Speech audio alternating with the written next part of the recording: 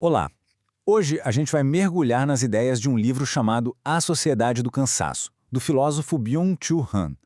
A ideia é tentar responder a uma pergunta que parece estar na cabeça de todo mundo. Aquela sensação de exaustão que vai muito além do cansaço físico parece um sentimento quase universal hoje em dia. Mas a questão é, de onde vem essa sensação de esgotamento que parece não ter fim? E aqui vem a ideia central do livro, que é bem forte. Segundo o autor, esse cansaço todo não é uma falha pessoal, não é um problema individual. É, na verdade, um sintoma, quase como uma doença, da nossa sociedade como um todo. Então, para a gente entender esse diagnóstico, o nosso caminho vai ter 4 partes. Primeiro, vamos olhar para o sintoma, o que o autor chama de violência neuronal. Depois, a gente investiga a causa, a sociedade do desempenho. Na sequência, as complicações, ou seja, o custo da hiperatividade. E para fechar, vamos ver uma visão alternativa que fala de 2 tipos diferentes de cansaço.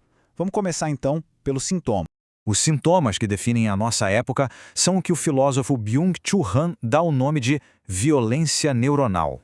Pense bem, as doenças que mais marcam nosso tempo não são mais as causadas por bactérias ou vírus. Hoje, o que a gente mais ouve falar é de depressão, TDAH, síndrome de burnout. O ponto-chave aqui é que elas não são infecções, não vêm de algo externo. São, na verdade, colapsos internos, psíquicos. Elas nascem dentro da gente. E isso nos leva a um conceito que pode parecer estranho no começo: a violência da positividade. O que ele quer dizer com isso?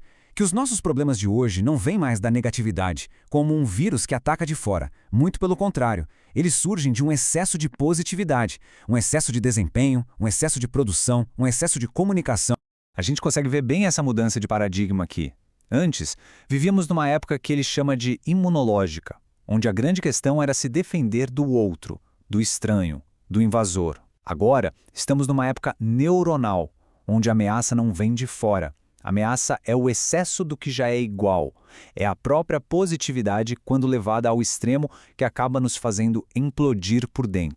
Ok, então se o sintoma é essa violência neuronal, qual é a causa? Por que estamos sofrendo com esse excesso de positividade? A resposta, segundo o livro, está na nossa transição para o que ele chama de sociedade do desempenho. Para entender o que é essa sociedade, vamos comparar com a que existia antes, a sociedade disciplinar. Ela funcionava na base da negatividade, do não pode, do dever. Seus símbolos eram os hospitais, os presídios. Já a nossa, a sociedade do desempenho, opera na positividade. Sim, você pode. E os símbolos são outros: escritórios modernos, academias, shoppings. O resultado também muda. Se antes essa sociedade criava loucos e delinquentes, a nossa, hoje, cria depressivos e fracassados. E é aqui que mora o grande paradoxo. A gente se liberta de um chefe externo, daquela figura que manda e diz o que fazer, mas será que encontramos a liberdade de verdade? O que acontece é que nos tornamos mestre e escravo ao mesmo tempo. A autoexploração acaba sendo até mais eficiente do que a exploração que vem de fora, porque ela vem com uma roupagem de liberdade de realização. O agressor e a vítima se tornam uma única pessoa. Bom, e essa pressão constante por mais e mais desempenho, claro, gera complicações.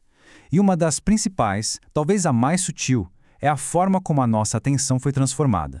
A famosa multitarefa, que tanto valorizamos, segundo o autor, isso não é um avanço. É, na verdade, um retrocesso. O que desenvolvemos é uma hiperatenção.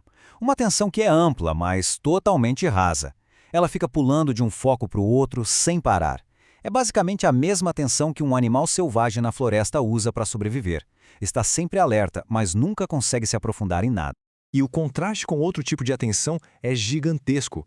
A atenção profunda, aquela que é mais lenta, mais contemplativa, que até tolera o tédio, é esse tipo de atenção que gera cultura, filosofia, arte. Já a hiperatenção, que não aguenta o tédio de jeito nenhum, só nos leva a um modo de sobrevivência. E o destino final é sempre o mesmo: o esgotamento. E essa ideia não é nova. O filósofo Nietzsche já tinha um alerta muito parecido. Por falta de repouso, nossa civilização caminha para uma nova barbárie. Uma civilização sem pausas, sem espaço para a contemplação, acaba regredindo. Essa atividade sem fim não cria nada de novo de verdade. Ela só acelera o que já existe. Tudo isso nos traz para a nossa parte final. Se o esgotamento parece ser o destino inevitável dessa sociedade do desempenho, será que existe alguma alternativa? O autor Byung-Chul Han acredita que sim, ao explorar a ideia de que existem dois tipos muito diferentes de cansaço. De um lado, temos o cansaço que conhecemos até demais, o esgotamento. É um cansaço que isola, que nos deixa sozinhos, sem palavras, presos dentro do nosso próprio eu. Mas existe um outro tipo, que o autor chama de cansaço fundamental. E esse é completamente diferente. É um cansaço que conecta as pessoas, que reconcilia, que inspira a conversa. É o cansaço do nós e não mais do eu. Esse cansaço fundamental teria qualidades quase regeneradoras. Ele é o que permite que a gente fique em paz sem precisar fazer alguma coisa o tempo todo. É ele que afrouxa as amarras do nosso ego e nos abre de novo para o mundo e para as outras pessoas. É um tipo de cansaço que inspira, que ajuda a construir um senso de comunidade em vez de destruí-la.